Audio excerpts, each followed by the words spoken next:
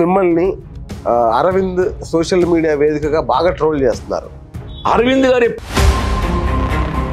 ముస్లిం వ్యతిరేక అంటే అసలు మీరు హిందువే కాదంటున్నాడు. ఏంటి గొడవ?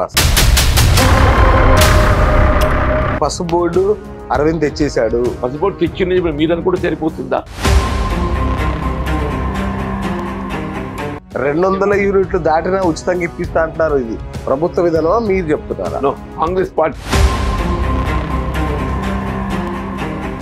నిజామాబాద్ పార్లమెంట్ నియోజకవర్గంలో మీరు కనుక ఎంపీగా గెలిస్తే మీరు ఏం చేస్తారు? Railway connectivity. సో ఈసారి కూడా త్రిముఖ పోటీ ఉంటుందా? బీఆర్ఎస్ ను కన్సిడర్ చేస్తున్నారా? టీఆర్ఎస్ అంత సులువుగా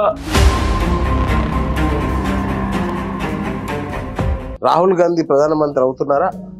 తప్పకుండా హోప్. మరి హామీల అమలు జరగలేదు అనే ప్రచారం విపరీతంగా చేస్తున్నారు బీఆర్ఎస్ పార్టీ వాళ్ళు. అమలు జరగలేదని ఎవరు భావించాలి? 40 ఏళ్ల సుదీర్ఘ రాజకీయ జీవితంలో ఆయన ఏం చేశాడు అభివృద్ధి కార్యక్రమాలు? ఏంటి చెప్పాలి? నన్ను గెలిపించండి 1 month లో తీసుకొస్తా అంటున్నాడు నిజాం షుగర్ ఫ్యాక్టరీ. 5 ఏళ్ళు గడిచింది ఆయన, 5 సంవత్సరాలు గడిచింది. పోనీ అరవింద్ ఏమైనా చేశాడా ఈ 5 ఏళ్లలో? ఏం జైల్లో నేను చెప్తానే. మీకున్న బలం ఏంటి, అరవింద్ గారికి ఉన్న బలహీనత ఏంటి? మీకెందుకు ఓటేయాలి? బేసిక్గా ఏ రాజకీయ పార్టీకి ఓటేయాలన్నా